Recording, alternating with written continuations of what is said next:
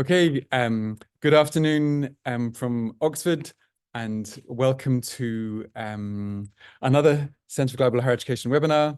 I'm David Mills, and it's a pleasure to be in a hybrid webinar in this environment. Today we're in a seminar room in the Department of Education where we have some colleagues in the audience, so welcome to you all as well.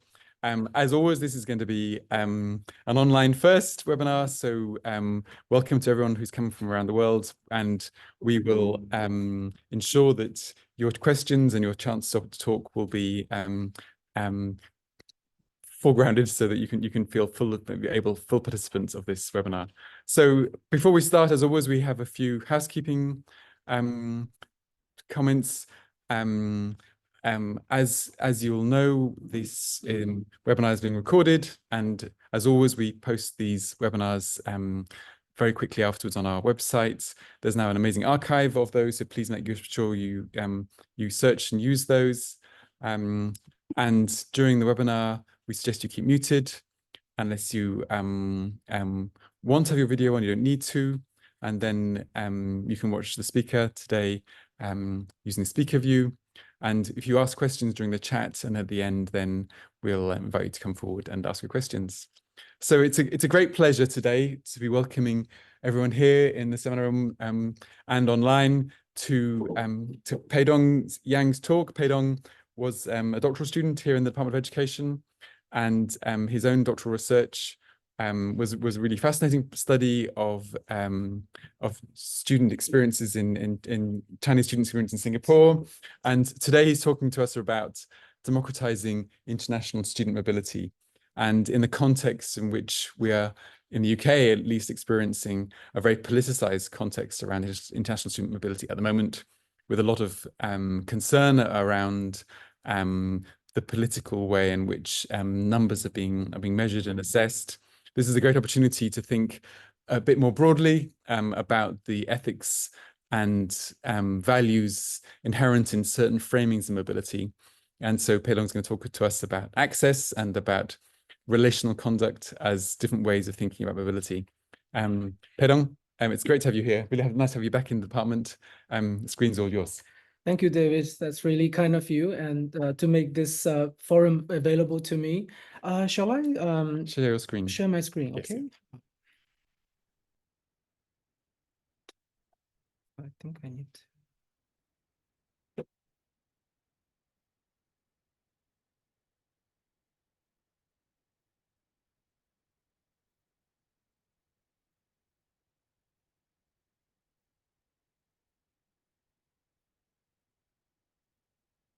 Okay, can everybody see my? Yeah. Let me try to full screen it. Perfect. Okay, excellent. And can I just check that everybody can hear me all right? Those online? Yes, that's good. All right. Thank you. Thank you very much, David. It's a great pleasure to be here this afternoon. To be back to Oxford and to be back to my home department. I was a graduate here a decade ago, so that's really meaningful for me in particular. I think 10 years ago exactly at this moment, I was either correcting my thesis or packing my bag. So that's really good to be back. Okay, so let me dive into this. What I'm going to share with you, everybody, today is a little bit about my recent thoughts on international student mobility with this notion of democratization. A bit background to this. In my decade-long of research into student mobility, I have actually seldom associated the term democratization with student mobility somehow. So this paper actually came as a product of answer to a conference call I had earlier this year, where the conference organizer sort of thought it provocative or important to connect student mobility with this notion of a democratization. And it has proven to me to be a provocative sort of process of thinking about student mobility from this perspective. Okay, so let me first give some sort of a background to international student mobility, because I don't assume everybody here works in this field. So student mobility has seen quite tremendous growth over the last decades. At the beginning of this century, there were about 2.1 million international students around the world. By now, there are about 6.4 million. That's the latest figure we have. So we've seen significant growth of mobile students around the world. Now, predominantly in existing literature about international student mobility, one of the key themes that you see very often is this discussion about the role of international student mobility in the reproduction of social inequalities, right? Through the accumulation of capital, the conversion of capital in the Bourdieusian sense. And this line of scholarship has been associated with scholars who I'm quite familiar with, Johanna Waters, Rachel Brooks, and so on. It's been a very significant sort of theme in ISM research. And there is no doubt that, broadly speaking, cross-border student mobility is accessed by relatively well-positioned or better positioned individuals and groups in society because of the resources required for accessing student mobility. There is also evidence that the bulk of the globally mobile students come from high and upper middle income countries. So those mobile students, outwardly mobile students, about 2/3 of them come from high and upper middle income countries. And in terms of the destination, more than 3/4 of these students actually go to high income countries. So international students come from affluent countries and they go to affluent countries in general. So that reinforces this analysis of student mobility as associated with mechanisms of reproducing social inequality.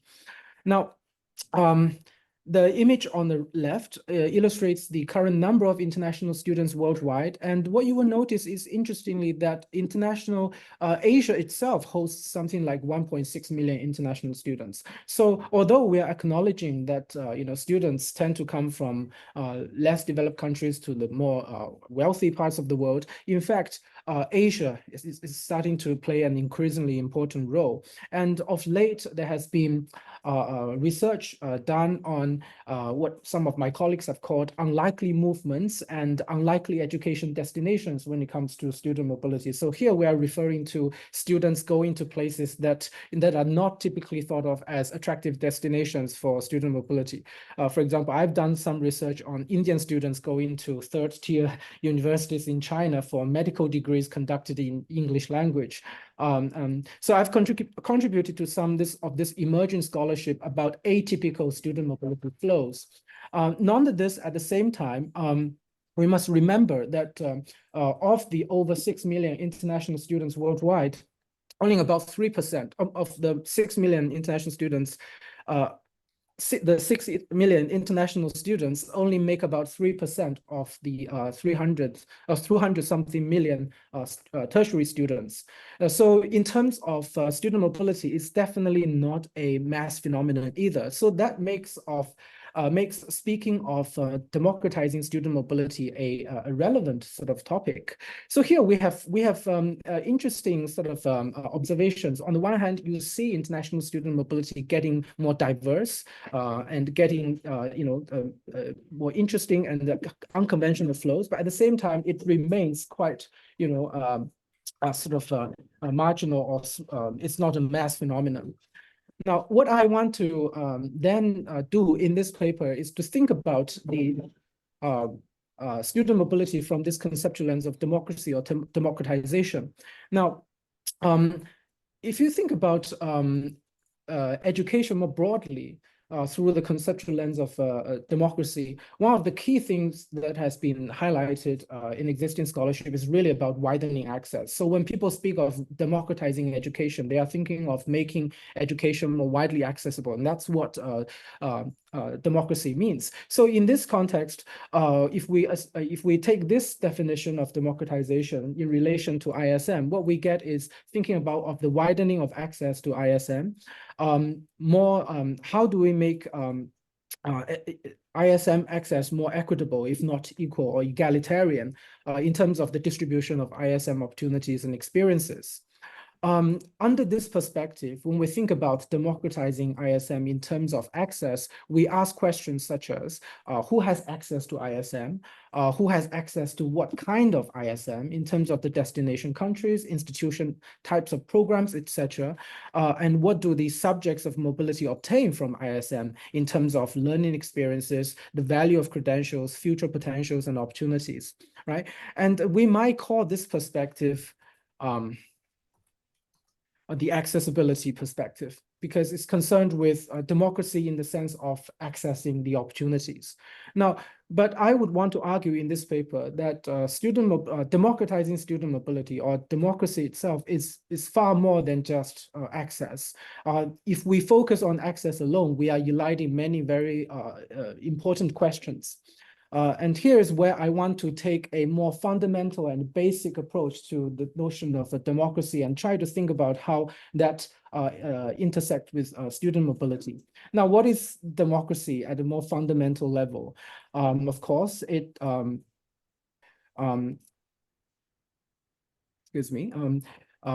democracy refers to rule by the people, people power. With democracy, we usually refer to political system and forms of governance in which power ultimately rests with the people, or demos, right? So the notion of power and how it is being held and how it is being sort of exercised is important. So power is what democracy is essentially about, as some scholars have asserted. This power refers to people's power to decide on things according to their own autonomous will. So autonomy, autonomous decision-making is another keyword, as illustrated in the Vienna Declaration on Human Rights, which says democracy is based on the freely expressed will of the people to determine their own political, economic, social, and cultural systems and their full participation in all aspects of their lives. Now, I'm going to come to a minute to explain how I'm going to apply this to the ISM context and what some empirical implications are. But let me stay with the concept of democracy for a bit more. So, of course, it's a massive concept, but it is often associated with notions such as freedom, equality, accountability, and competition. Freedom in terms of essential liberties with respect to one's person in areas such as expression, faith and conscience, and assembly. Equality, right? Equality of citizens' rights and responsibility, and equality before law. In fact, the accessibility perspective on student mobility very much has to do with this equality component of democracy, right? Are people able to access student mobility in a more equitable, if not egalitarian way? Accountability, how those who rule on behalf of people are held accountable to the people, which are the source of that power, right? And finally, competition, the principle that open competition for office is an important process in all modern democracies. Okay, so these are some of the terms that are conceptually associated with democracy, and later I want to, infuse these terms in my discussion about student mobility. Okay, to stay on this elaboration on mobility, democracy a bit more. Under ideal situation of democracy, people have the right to a controlling influence over public decision and decision makers, right? And that they should be treated with equal respect and as of equal worth in the context of such decisions. Scholars have also noted that to achieve such a controlling influence over decision makers, namely those in power by virtue of popular consent, mechanisms of accountability, including an emphasis on transparency, are necessary. And Beetham also stresses that the starting point of democracy is the dignity of the individual person, and that citizens under a democracy should be active participants in the collective decision and the policies which affect their lives. So participate sort of actively in things that matter to you. Now, I'm going to take all these ideas later into thinking about, behaviors and conduct within, the student mobility sphere.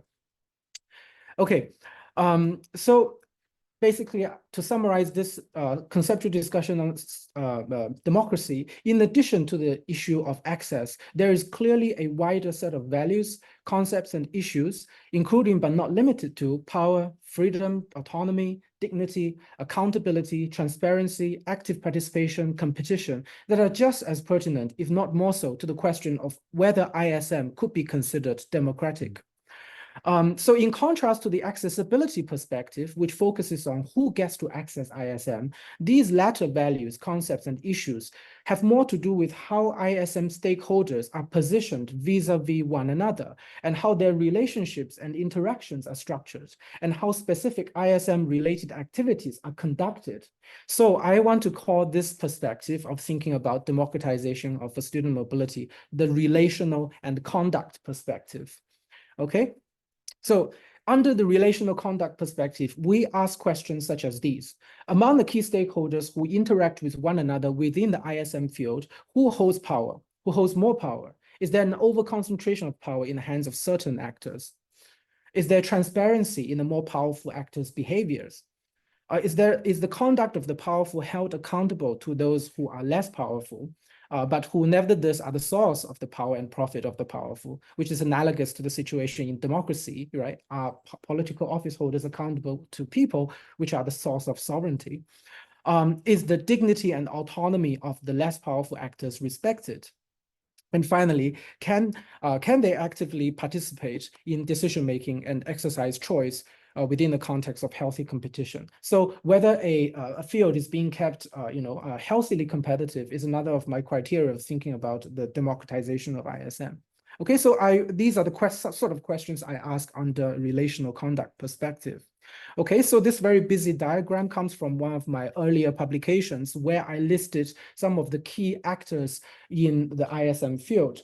Now, as I said, right, the relational conduct perspective is about the relations and conduct between actors. So this gives us a sense of who are the key actors to look out for. But in this paper, I'm going to only focus on some of these actors, not all of them. All right.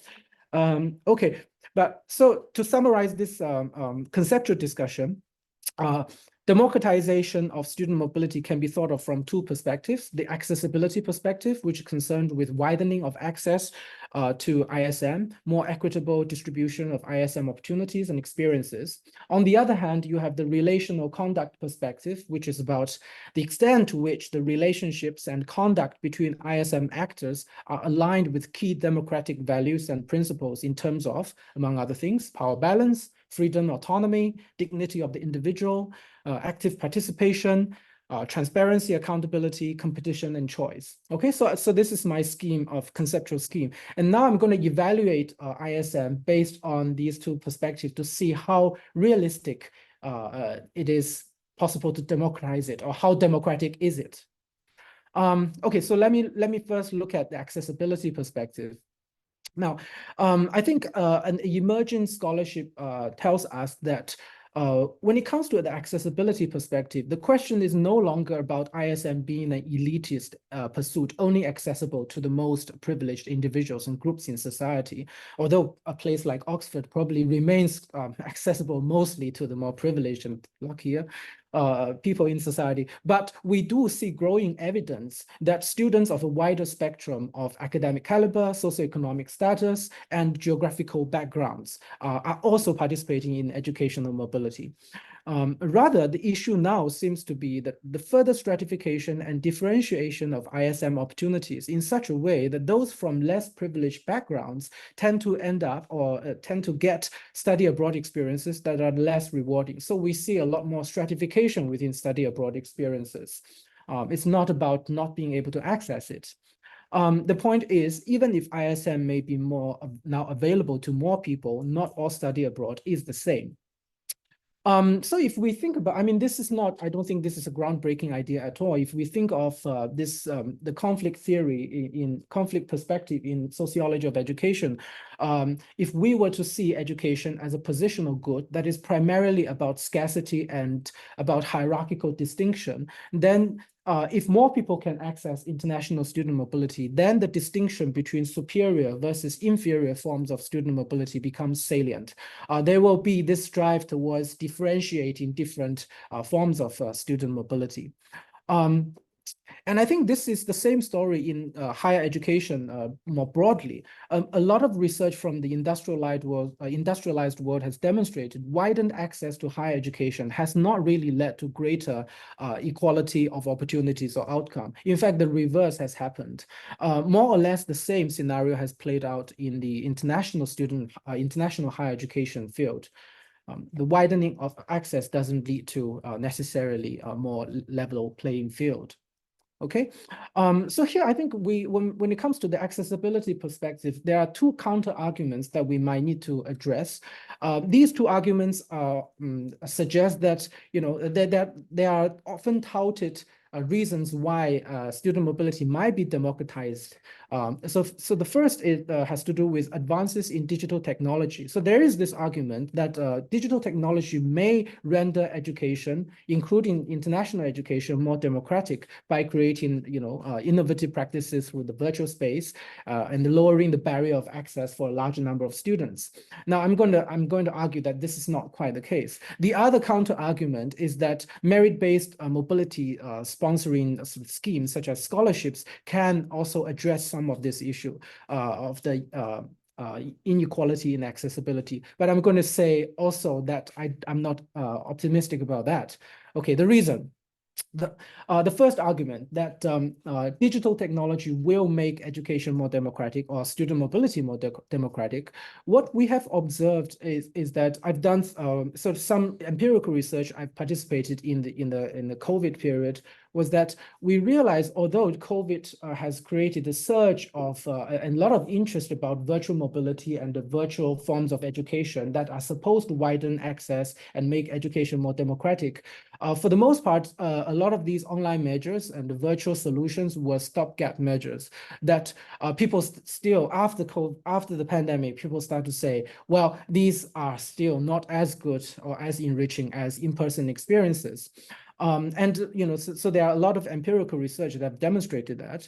But I think a more straightforward or a simple sort of theoretical argument is that according to the Bourdieusian sort of analysis, if educational mobility is really indeed a process of capital accumulation, as many scholars in the ISM field argue, then physical mobility, preferably over extended periods of time, is the unquestionably better condition for acquisition of embodied forms of cultural capital, which requires immersive corporeal work in situ. You can't, attending a summer school, Oxford summer school will be very different compared to spending 3 years, 4 years here, being immersed in this environment and interacting with people.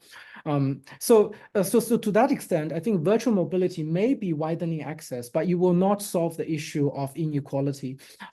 If anything, I think it is likely to be a lot of virtual mobility solutions are likely to be considered more inferior forms of mobility. Okay, so that's the first counter argument dealt with. When it comes to the second, merit-based sponsored scholarship mechanisms, often scholarships that are, in the US, we call this affirmative action, right? That try to sort of tilt the provision of opportunity in favor of those that are disadvantaged. One thing that I think we need to be aware is that only a very small number of people benefit from such schemes, right? Those who get merit-based scholarships. One telling example is actually China. So for example, we know that China, for the purpose of soft power, has given lots of scholarships to students from developing countries, including Africa, students from Africa. But even in such a case, where China was generous in giving giving scholarships to students from underdeveloped areas, only about less than 10% of students studying in China, foreign students studying in China, get scholarships. The majority of international students studying in China even are self-funded. Okay, this is prior to COVID data. But I think here there is even a more fundamental theoretical argument, which I draw on from philosopher Michael Sandel, whose sort of well-known work is Tyranny of the Merit. So he basically argues that implementing meritocracy, which is what the whole scholarship, merit-based scholarship is all about, too thoroughly will lead to a cruel form of elitism that decimates empathy, solidarity, and the sense of common good that are key to healthy democratic societies. He says that the hubris of the elites who believe that they have earned their status meritoriously, typically through educational success, is a kind of a tyranny. So I'm drawing on his work, A Tyranny of the Merit. Thinking this way, I don't know to what extent merit-based sort of scholarships or broader kind of educational support may necessarily be a way to address, inequality in educational provision, including student mobility. Okay, so that's me dealing with the two counter arguments. Further empirical evidence. When it comes to international student mobility, European countries, especially continental European and the Nordic countries, they were widely known for having very low tuition fees and charging international students the same fee standards as domestic students. But what we've been seeing in the last decade or so is that all these have been rolling back. So I'm not going to read the details here, but basically what you see is that many countries, many of these countries have been rolling back these conditions. So international students are being charged increasingly, higher fees and differentiated fee schemes compared to domestic students. Okay, so let me now move on to the second component of my framework, which is the relational conduct perspective. So basically, my verdict of the accessibility perspective is that I'm pessimistic. And now, so let's look at a relational conduct perspective, which, as I said, is concerned with these things.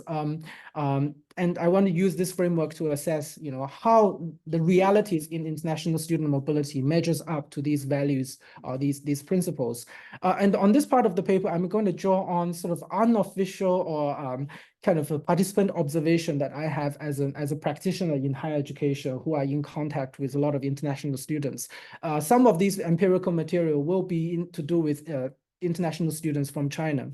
Okay, so I basically I want to argue that in today's context, in terms of the power relationships between key actors, which here I only focus on the higher education institutions, education agents, the students themselves, and university ranking publishers, I would say that the prestigious higher education institutions, education agents, and ranking publishers are vested with too much power, whereas on the other hand, students themselves and those who support them financially and emotionally, such as parents and their family, are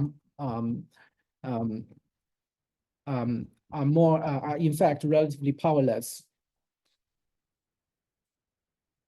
Okay, so in a lot of research has shown that there is an over-reliance on education agents, especially among international students from China. So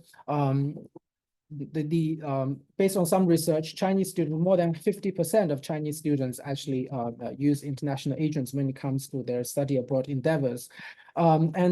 Studies have also shown that these students were often vulnerable and had little control over the application process because of their limited knowledge and skills to balance the power dynamics in the relationship with the agent. I would further argue that the disempowerment of students impinges on their autonomy, even dignity, as rightful owners of their personal development. The dignity and the integrity of the applicants as students of good faith are often undermined fundamentally, and unscrupulous agents create the conditions for such unsavory realities, but the students themselves are at least partially responsible. Here, what I'm referring to is especially when it comes to Chinese international students,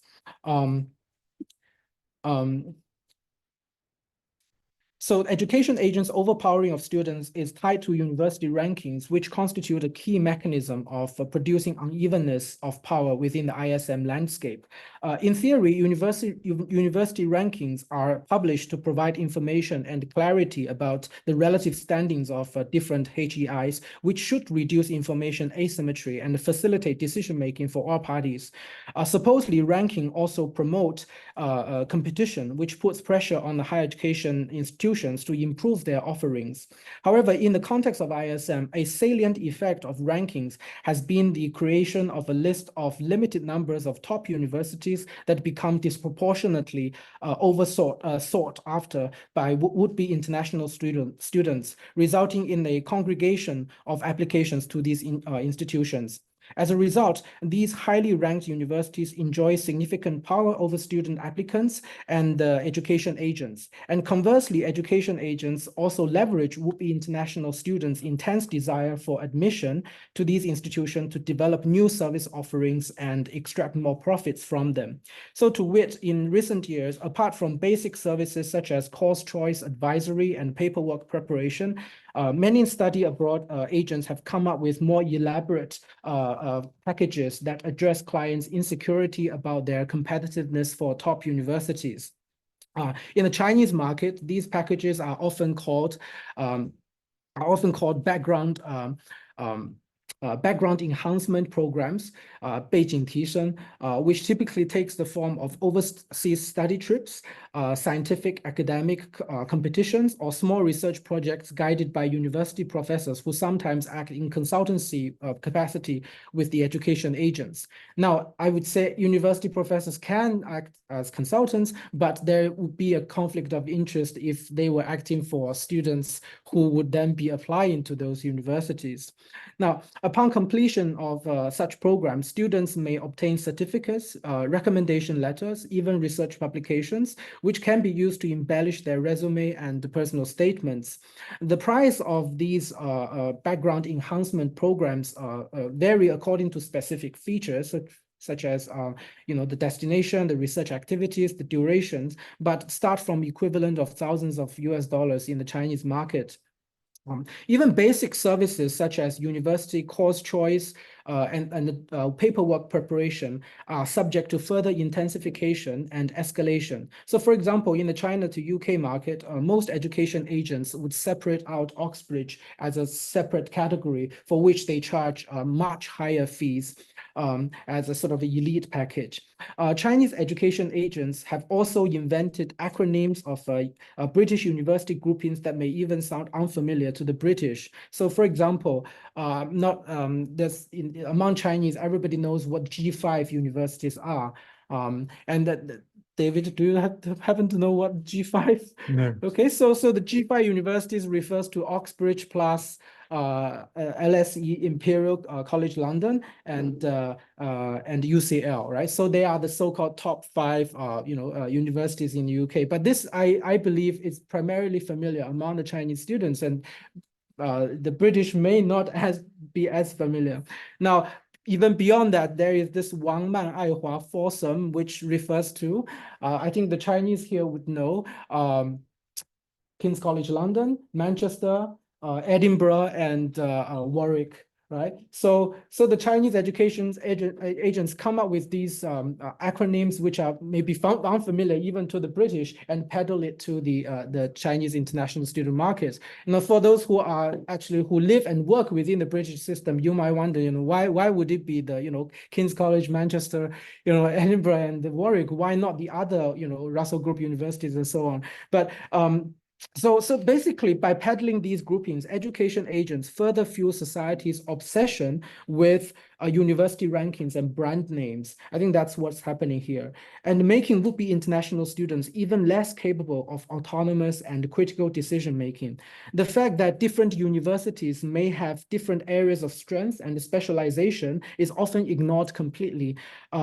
In a personal anecdote, for example, so I have encountered the Chinese master students in education who wanted to study who wants to do a PhD at Imperial College London in education. just because it's a G5 university, not knowing the fact that Imperial College is primarily an engineering university that doesn't really have an education department, doesn't offer education program. So we're talking about doctoral students here. So this to me is a sort of, I mean, it's sort of anecdotal, but it to me is an instance illustrating just how uncritical students can become when they come under the influence of this very commodified sort of education agents, the whole industry that prepare them and sell them packages, of education.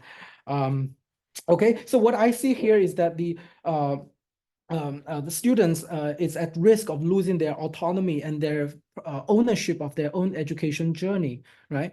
And of course, I think previously I skipped over some material. In Chinese education industries, preparation for international students, for students who are weak academically, education agents are often willing even to prepare the complete paperwork package for the students. In which case, you can argue whether this is unethical or it's fraud. Right? Students sometimes entrust the entire process to the agents, including the qualifications and reference letters, which in which case would be a fraudulent practice. As I said, international students, so the education agents, they are responsible for providing these unscrupulous services, but international students themselves are at least partially responsible for this, I would say, their loss of their own ownership and sort of autonomy and even dignity as bona fide, as good faith applicants to universities. Okay, now, if healthy and fair competition and availability of genuine choice are to be considered key qualities of democracy, then the preceding discussion shows that competition and choice within the ISM field are at times toxic and corrupted. The competition among higher education institutions, fueled by rankings, ends up disproportionately favoring the established institutions, inadvertently punishing the rest. The escalating competition among student applicants result in the intensification of expenditure and effort, often coupled with the alienation of students from a process that they should actively participate in. In the Chinese context, such toxic and unproductive competitive dynamics have even led to the creation of a buzzword, as you see on the screen here, 内转 or involution. It's actually anthropological, right? The agricultural involution, where more efforts are there's more input of efforts, but no corresponding output. So Chinese netizens have actually very cleverly found this term to be accurate description of what they are doing in all spheres of life, including education. They are putting more and more, meaningless sort of effort into, because everybody's doing it, right? So so this constant spiraling increase in investment that doesn't result in much. The final two concepts or notions I want to look at is transparency and accountability. Now, when it comes to transparency in ISM field, transparency in the ISM field is not served by the extensive involvement of the education agents, whose fundamental rationale of existing and profiting rests upon information asymmetry and arbitrage. So indeed, the study abroad application process becomes more obscure and mysterious for the would-be international students due to the intermediation of the agents. And of course, the agents would want to tell that they are making things easier, but from what I observe, they want to make the application to say a place like Oxford and Cambridge as mysterious and as inscrutable as possible so that they can maximize their value. It can be argued that the recruiting institutions have a responsibility for making admission more transparent and approachable for prospective students. But the reality is that the top universities often have a little incentive to be responsive to such demand, whereas for other institutions who are more reliant on international students, working with agents might be a more cost-effective and pragmatic way of meeting student recruitment targets. So, so we're in this dilemma. And finally, pertaining to accountability, amongst the ISM actors, some studies have explored the university's governance or control over recruitment agents as a principal agent, sort of from a principal agent theoretical perspective, focusing on the accountability of the recruitment agents towards the universities. Now, these studies uncovered a number of governance approaches and control models, concluding that specific approach model adopted ultimately depends on the power balance between the principal and the agent. And another strand of research has investigated the monitoring of agents and their conduct, especially through government policies and legislations. It is found that among major ISM destinations, only Australia and New Zealand have actually taken significant steps to monitor and regulate the education agents. And even there, scholars seems to suggest that these measures are not adequate. What we see, for example, in the Chinese market, the world's largest source country of international students, is that this field is largely unregulated, and that there are a lot of practices that I think are problematic. Okay, so I think I've made it to the end of my presentation. So let me just quickly summarize. So in this paper, I've developed a framework of thinking about democracy and student mobility. Under this framework are two perspectives, what I call accessibility perspective, which is concerned with the widening of access and the equitable distribution of ISM opportunities and experiences.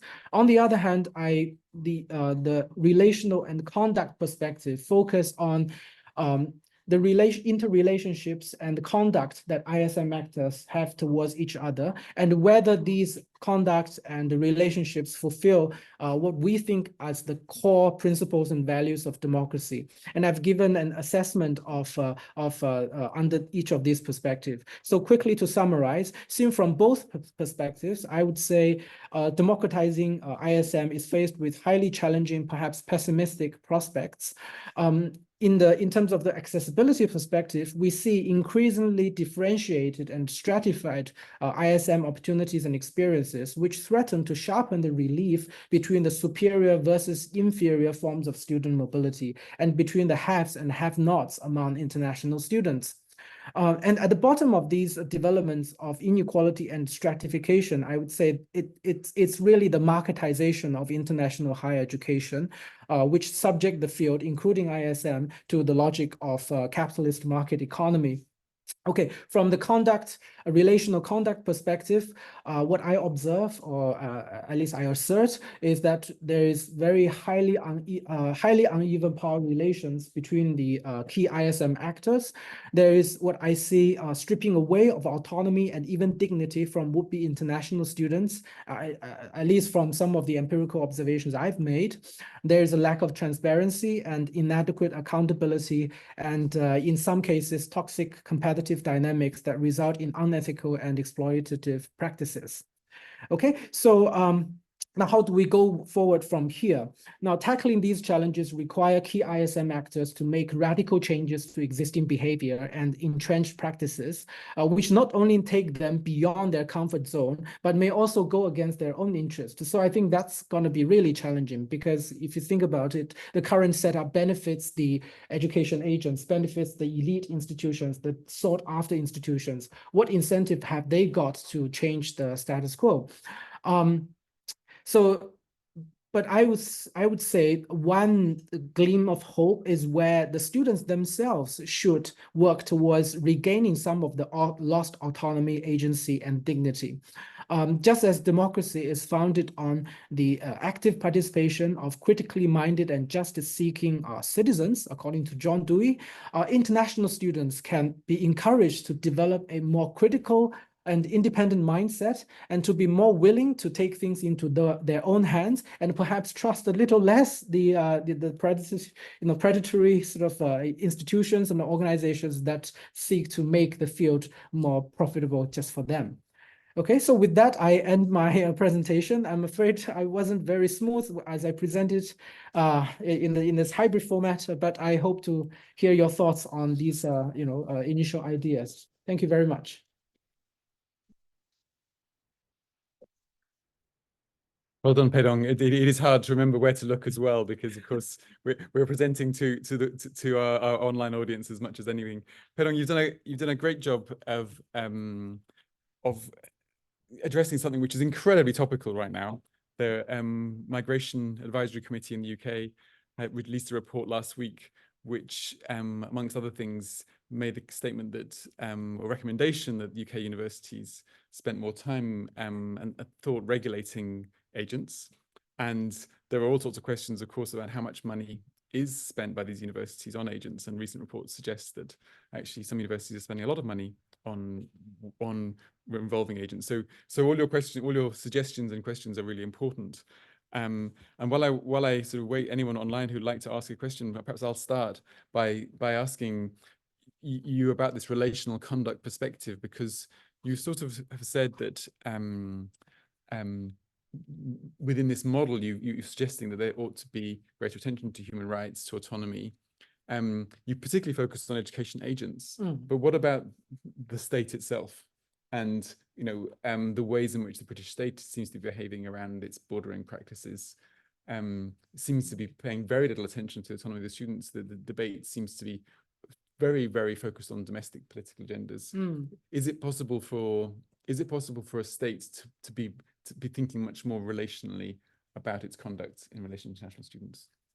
Thank you, David, for that wonderful question, and always phrased so nicely and pithily. So I thought, yes, definitely. So I think a lot of the situation that we see in terms of, a lot of what I regard as problematic phenomena in international student mobility that I've critiqued in this paper fundamentally results from a commodified sort of a higher education setting. And I think when it comes to that large, broader agenda, oftentimes states are complicit in it, because international students brings in very needed, financial resources for a sector where the state is becoming less and less willing to support, or they have problems supporting. So states probably in the first place have they had a role in leading to the situation where international education become highly commodified, and then international students become a product, right? So I think that's definitely, I think that's a missing sort of element in my paper, which perhaps is too focused on the sort of, I think it's more focused on the student's experience perspective. I think if we were to include the sort of state in this scheme, we can think further about how they have themselves talked about international students. How do they position themselves? Is it about cash cow? Or do they also think about whether these are as barriers of human rights, as barriers of autonomy, and so on. Yeah, great question. Well, your analysis of the G5 and all that was really fascinating, really great. So first question is online from Babesh, and then we have a question in the room as well. Babesh, do come on. Hi. Hi. Hope I'm audible to everyone. And thank you for the lovely presentation. And the flow was very good for me, and I understood everything quite thoroughly. All the points that were highlighted were well described, and really enjoyed it. As an international student myself, could connect with a lot of things through the journey in which I have been here, and the elements that you pointed out and made me think about all the stages at which I was becoming and then became an international student. So thank you for that. My question, or rather a thought, is on cultural capital. And as an and I speak from myself and one of my friend who came from India, and we came here from the same university. He came to do a master's, and I came to do a DPhil. He was a Commonwealth scholar, and I'm a self-funded student. And the most important thing that we used to talk a lot about, and I still talk about, is the importance of cultural capital, and how cultural capital offshoots into different aspects of not just gathering information, of not just becoming a part, of not just feeling belonging. Because for me, all of these things are very important for me to gain that experience and education. If I don't feel a sense of belonging, I will not be learning. And a lot of learning happens through peer. A lot of knowledge happens through peer. Now, when I use the word cultural capital, I talk about very small things that are coming from my personal experience. The first year that I was here, irrespective of the terrible weather, there were small things. For example, I would go out to socialize with my peers. And I remember thoroughly that socialization would not be an activity of relaxation, but rather an activity of being alert to understand what are the jokes that are being cracked, what are the areas in which conversations are happening and how it is happening. That's the first time I realized that socialization itself becomes so different in different areas. And I could never relax over a pint of beer or over a coffee or a tea. That made me also realize, and this is again, I want your thoughts on this, is that is what lacks when we all talk about, oh, we are coming here for networking. That's what the world is all about now. Network, gain knowledge, reach out. There is a way of reaching out in my world where I came here from, and then there is a hierarchies. I see there is a way we are addressing. There is a way that we are reaching out with friends and gaining that knowledge. So Bhavesh, do you want to come to a question? Is it about Yeah, sorry. Yeah. Just about this, and that's the point that I was trying to make, and maybe you can highlight more on that, as this is the biggest problem that I am still feeling, is that once you're here, uh, I mean, everything depends on cultural capital, and it plays a huge role in you and becoming who you are. Okay. Great, thank you. Great point. I just want maybe I quickly respond. Socializing can be stressful, and I think that may be an experience for a lot of international students, right? Because you lack that cultural capital. I thought what your comment actually sort of inspired me in thinking is that often we sociologists, when we do critical work, we use the Bourdieusian sort of a framework very critically, right? So when we use these terms like cultural capital, social capital, we always focus on how they are sort of some kind of pernicious substance that seem to exaggerate inequality. I think there could be a good twist on this, which is what you suggested. So what if we think about how do we help international students level up their cultural capital, right? When they arrive in a new country, can we think of cultural capital not only in the negative sense that, oh, they are being excluded, but how can we help them gain that cultural capital so that their study abroad can be more productive and fruitful? I think that's what my takeaway from your comment. Great, yeah, thank you very much, Ben. Thank you, Bhavesh. Yeah, big questions. We have a question from the room. Yes, so sort of to do with cultural capital, amassing cultural capital. I guess my question is, study abroad, studying UK has exploded in recent decades for global students, and it's often an elitist activity, and there's presumably a lot of desire to do it in order to amass the capital to position yourself as the elite. And if you take this as this assumption as a fact, then is it in the interests of university leaders to democratize fully at 100%? What would that do to the elitist? What will decision makers must be aware of this awkwardness where it's an elitist activity, it's in demand because of that. So if you fully democratize, where does So just checking, because you didn't hear online, the question was really about if one was to democratize access, then one would lose the elitism that was part of the appeal of the access in the first place. Great, yeah. Yeah, great. So my thoughts on this is, so first of all, studying in UK is expensive, but it may no longer be as elitist an activity as it was once before. And we also, I think we need to think about what do we mean by elite when we use the word, right? A lot of international student mobility these days are not necessarily elite in the academic sort of sense. I do see, so students have to be able to afford that mobility. So they come from relatively privileged backgrounds.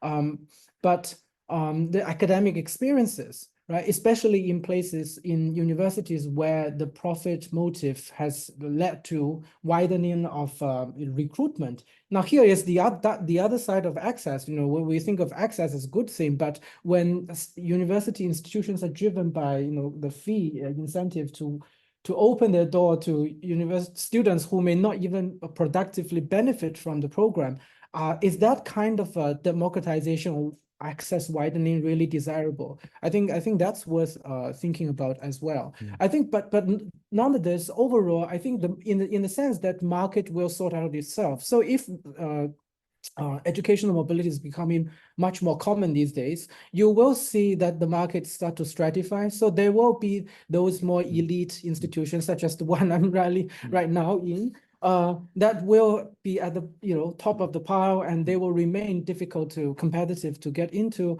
and you know, the sort of hierarchy sorts out itself. So it's sort of built into the system to a certain extent, isn't it? That's my pessimistic view. Yes, I get that. I can see that's the logic of a mass higher education system, is it creates an elite. Question from Dennis Zami online. Do you want to come forward, Dennis, and ask a question?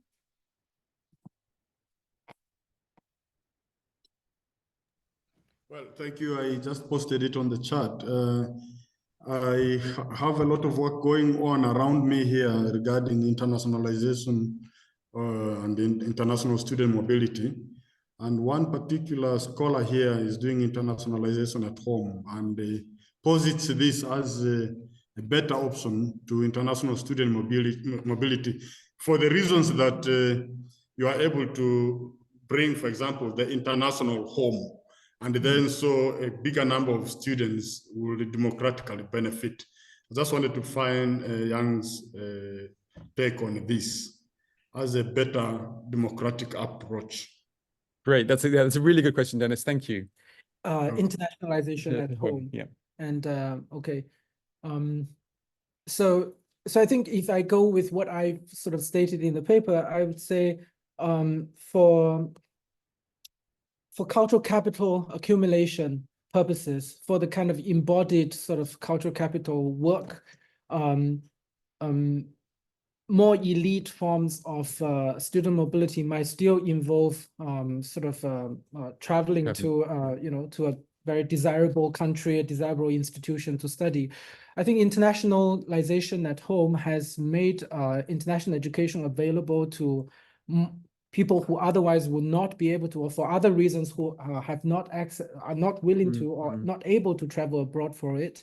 But what you see, so it's again thinking of the case in China, we have a lot of these 2+2 sort of articulation programs where students spend the first 2 years of the university in China, and then they go on to so they are trying to sort of get the best of both worlds. So the cost will be lower, but they also have an international experience that adds to their social cultural capitals.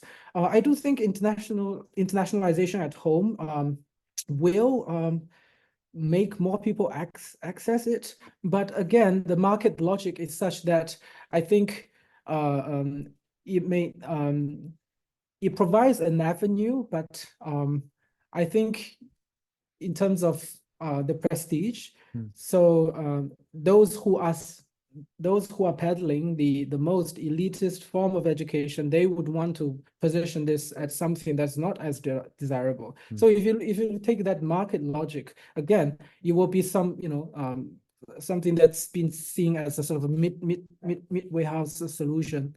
Yeah.